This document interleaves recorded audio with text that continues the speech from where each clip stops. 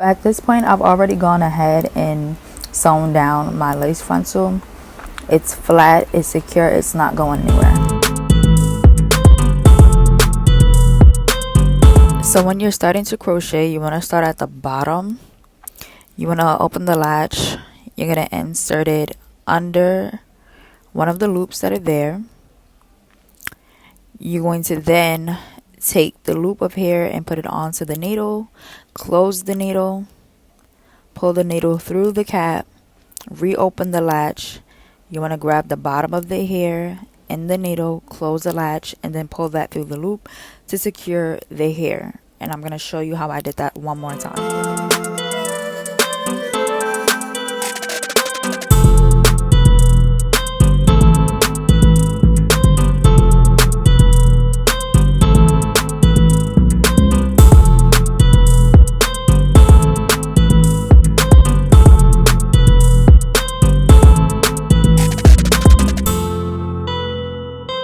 Because this is the nape area, you want to try to keep them as close together as possible. Just because if you decide you want to put it up into a ponytail, you want it to look natural. At the end, I didn't like the way it looks. I actually went back and added more over the elastic band, which you'll see in the final picture. So at this part, you can basically see that I'm spacing them out pretty much everywhere just to fill in and make sure it's not too gappy. When you get to the middle, you want to space it out, but as you get around the perimeters, like close to the frontal, close to the top, you want to keep it close together. The hair at the top is most likely going to cover the other hair in the middle. It will cover up any gaping that you may have, so you don't have to worry about that.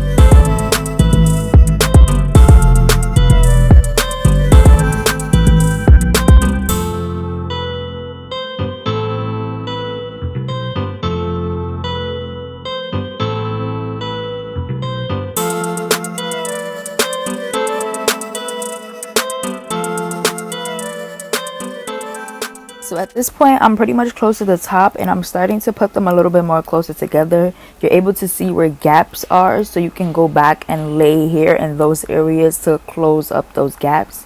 This is my 4th pack of hair, and this is how far I got using just 4 packs of hair. So I'm loving the style so far. I'm really loving it.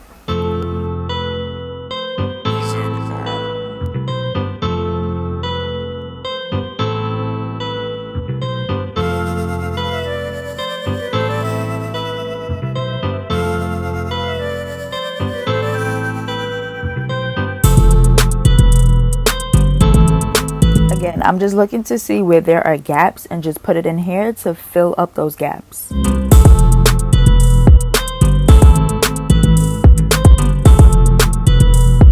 definitely want to make sure all the area leading up to your frontal or your closure is completely filled, so it's an even flow.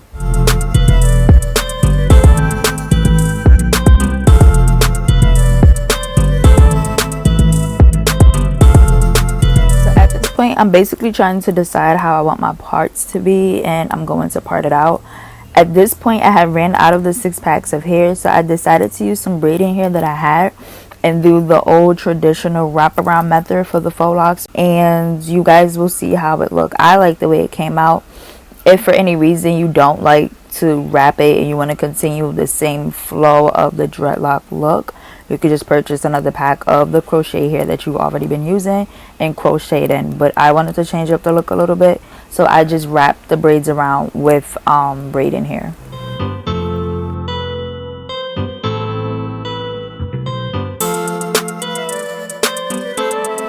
So at this point, I am taking one piece of the hair and laying it against the braid while holding it sturdy with my left hand.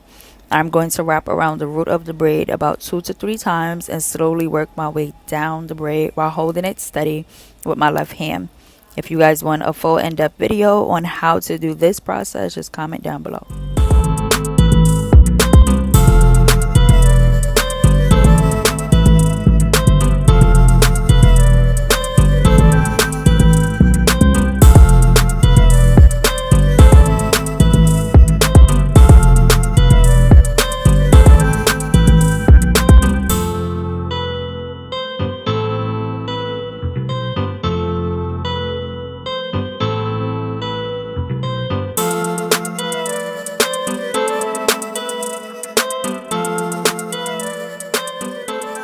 and this is how it looks on one side. So I attempted to do triangle parts, whatever, but this is how it looks. I'm satisfied. As you can see, there's some gaping there at the top, but I am going to go back over that.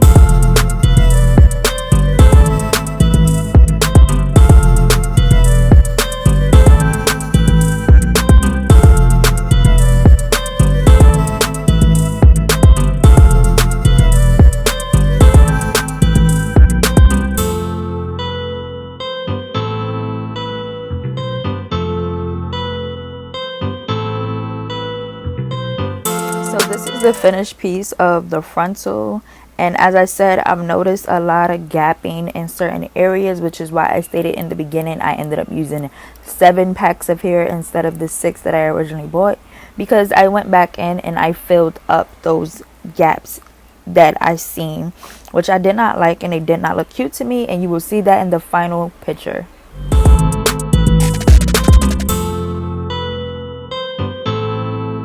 Overall, I am very happy with the way this wig came out. I'm so proud of myself because this is the first time trying. I hope you guys enjoyed the video. Don't forget to like, comment, and subscribe for more videos. This wig will be available for sale on my website, which will be pinned in the description box.